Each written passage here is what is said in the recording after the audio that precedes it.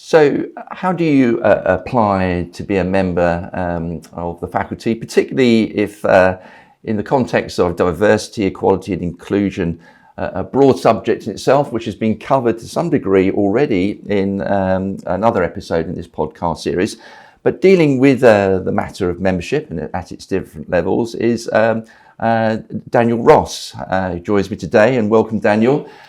Daniel is director of the South London Party Wall Surveyors. He's also a fellow director of the faculty, and he's responsible for forums.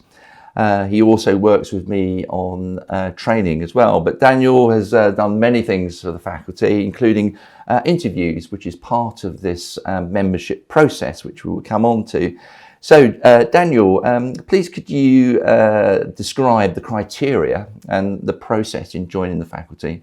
Yes, so, in order, if you're a practicing party wall surveyor, you want to become a practicing party wall surveyor, the best route, providing you have, good construction knowledge and you understand about building pathology, would be to attend a 2-day seminar training course.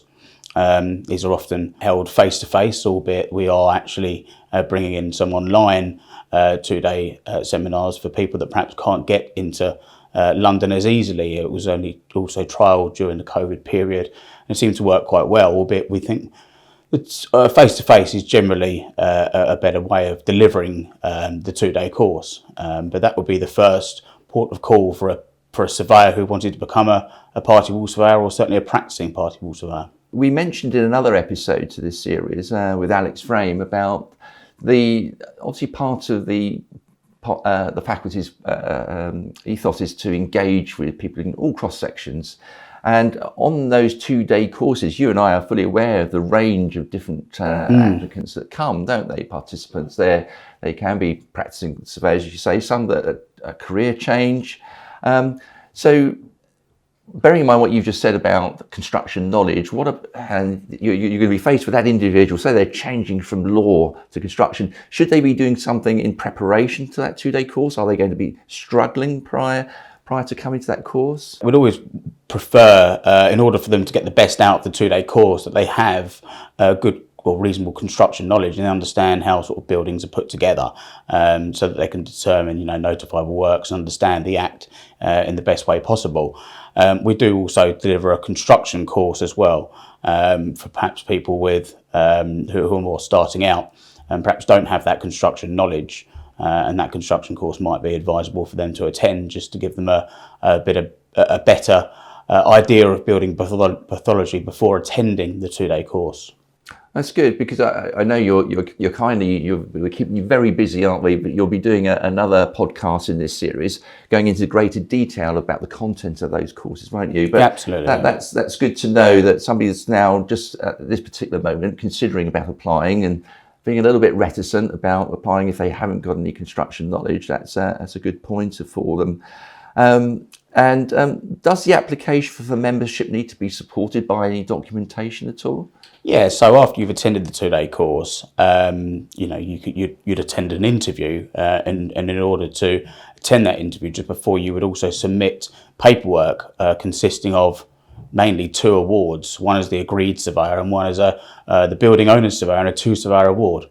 Can you sort of give some advice about somebody turning up for an interview and preparing for that? I mean, first of all, I can't recall now. You have to remind me. Is it online, or is it a live interview? So it always was face to face, but now the interview process is online. Mm-hmm. It works equally well online, so there'd be no reason to really do it face to face now, particularly in the modern day.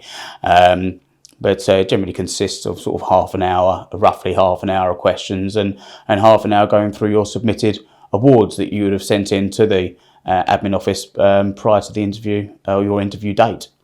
And I know firsthand, working with you on these training courses, we always say that you will not be asked anything at this interview that was not covered in the 2-day course. But there's obviously different ways, and it won't necessarily be you and I interviewing those people. But is there some consistency in the type of questions that are asked? I mean, how do you start off such an interview as somebody that's doing the interviewing?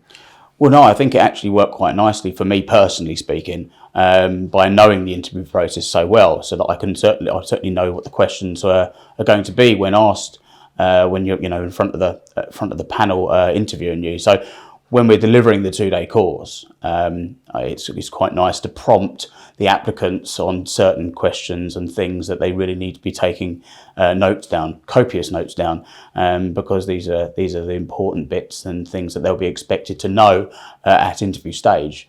So it goes quite nicely, and in delivering the courses now, particularly as I've done the interview process on a number of occasions. Good. And as you mentioned, the core questions that you'd expect them to know. But what if there's people that have difficulty in remembering specifics, such as sections? There's so many sections in the Act, isn't there? Are they expected to know every individual section of the Act at all? Well, no. We always say that we're not here to. There's no trick questions. We're just here to try and grasp the knowledge of what they actually understand and how well they know the Act. And if they don't have to know the exact subsections. They don't have to know that. I don't know the Act off by heart. I'm always referring back to it. When in doubt, refer to the Act. And so as long as they've got a good understanding or they know where to find something, it's generally okay. Sometimes some of the best answers are I'm not 100% sure on that, or I would refer to the Act for the answer, and that's a good answer, because that's the Bible, it's the Act, isn't it? And that's what we're here to learn. So I feel trying to look at it subjectively. I think people are always obviously very nervous in any interview situation, aren't they? And going along thinking, oh my goodness, I'm going to stumble over remembering whether it's section 2 or section 3. They can, to some degree, relax, knowing that the answer will be whatever. If I don't have the answer immediately at my fingertips, I know where to look for it. Yeah, absolutely. And also, you can ask the question in a separate way. You might know the answer in the reverse if you reverse the question. So it's all about helping the applicant as well to try and almost extract the knowledge that they have actually got, and sometimes that isn't at the forefront of their brain. So it's almost nice to help them when.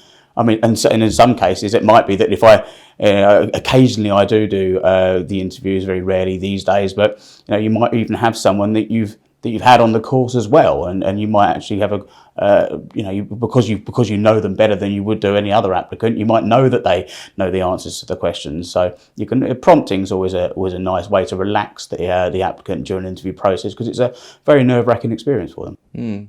And is it a good mix between the legal side of it, where some people would be very good on the legislation, and the technical side, the building, the nuts and bolts of what we do, the construction side of things? Yeah, well, in the interview process, yeah, absolutely. It's good to know. It's good to know both, obviously, but some people everyone has different skill sets, you see. And talk about nuts and bolts, and when they're coming to apply, then is the application submitted in a hard copy format or electronically? You can submit your application electronically.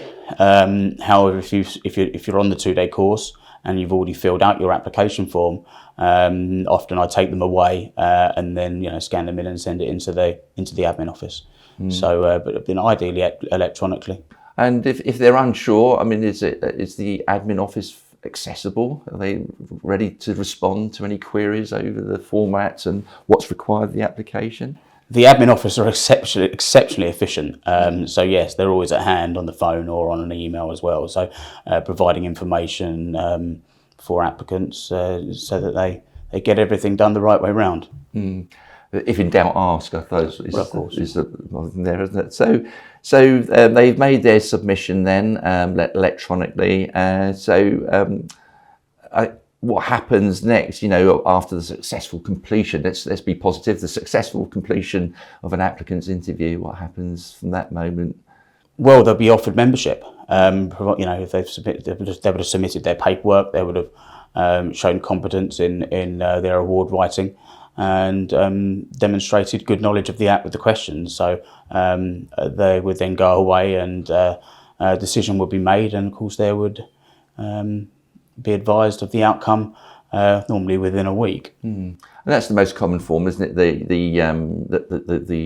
The grassroots membership. But what does somebody, and they'll already be versed in the faculty obviously, but what does one have to do to become a fellow of the faculty? So fellowship is, for more experienced surveyors, you would need to be practicing or certainly being a member of the faculty for at least 1 year. And if it is only a year, you probably would have liked to have done quite a few awards and be doing an awful lot of them. It's more complicated areas of the Act. Really, you go through a lot of case law on the 1-day course, which is something you absolutely have to do before sitting an interview to obtain your fellow status membership. The online, it's an online course for the, it's a third surveyor course essentially. So it allows you to become a third surveyor and understand a lot more about case law. It's a lot more legal, and in delivering that course for a full day, there's a lot of information to take in, and then you again submit a third surveyor award. Again, that will be gone through at the interview stage, along with questions as well, but more complex questions to obtain a fellow status. And the third surveyor award, I mean, that you and I know in being third surveyors how they can vary, aren't they? Are you able to say sort of briefly what the format of this third surveyor award will be like? What's it based on? Yeah, it'd be a determination that would be put to you. So almost that where two surveyors or even two of the parties weren't quite happy with what was being done or what was being agreed, either between the surveyors or between the parties, and they then have the right to go to the third surveyor. So it'll be a mock situation like that, and that will be put to the applicant, and they would then write a third surveyor. Their third surveyor award or to determine the outcome. And it's more an art than a science to some degree, isn't it, writing a third surveyor award, as we know? And it's I suppose there's more opportunity in the interview to ask some in-depth questions about how they arrived at this third surveyor award. Yeah, definitely. I mean, it's really important that they actually stick to the determination rather than sort of going off on a tangent and answering things that perhaps weren't put to them to determine. And that's the key, really, to make sure that you really hone in on exactly what is being asked for you to determine. And what about a situation where somebody wants to maybe attend you and I have come across this, haven't we? But somebody wants to attend the 2-day course, but they're not necessarily wanting to be a surveyor. I mean, is there another form of membership that would cover that situation, that they would still have some connection with the faculty, although not practicing as a surveyor? You can become an applicant member. Often lawyers choose to become applicant members. You can have applicant members that are non-practicing party wall surveyors, even architects, structural engineers, people that want to have a good understanding of the Act, for their own discipline of work. Is that the affiliate membership? The affiliate membership group is where they're not actually practicing as surveyors. Is that the category that falls within? Yeah, sorry. There's the affiliate membership. Yeah, it's the affiliate membership that they can that will form. Yes. I know you're not directly involved in the membership side of it, and I'm grateful for you to come along today to sort of see it, because you've covered in your career with the faculty, you've covered so many aspects with the training, the helpline. I think you're involved in now as well, aren't you? That we're speaking about on a separate episode. Yes, the interview side of it, and as well as running the forums, which we'll be talking about in another episode of this podcast. But as you know, we're really focusing on diversity, equality, and inclusion.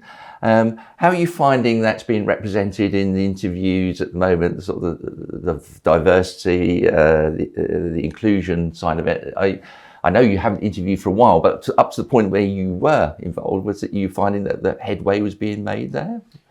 Yeah, I think so. It'd be nice to have more ladies in the faculty and within the industry, but generally speaking, I think we are making movement in the right direction there.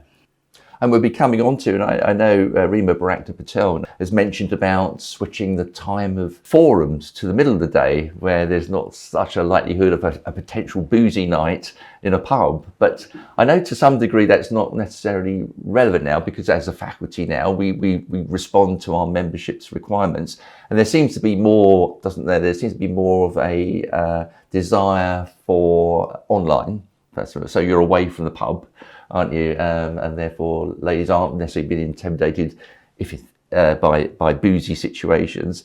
But also, I think, in terms as Rima, as our viewers will see in that particular podcast, it also assists those people doing school runs, young parents, school runs, pickups, and so forth. We will be obviously talking about the forums, which is your current key activity for the faculty.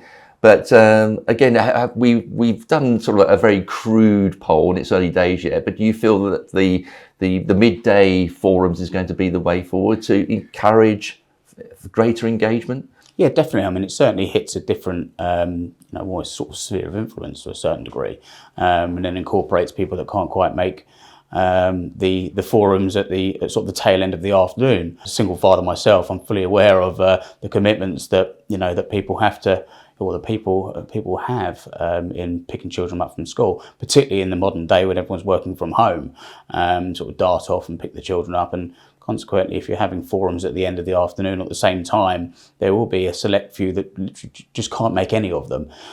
We've recently done a forum at around lunchtime, and it was exceptionally well attended. So the proof's in the pudding.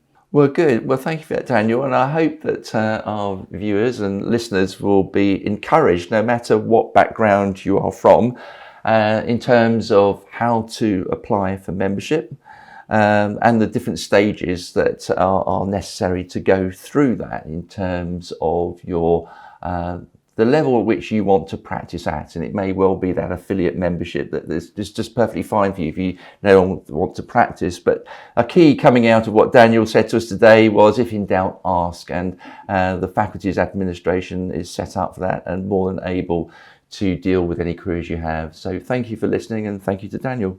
Thanks, Stephen.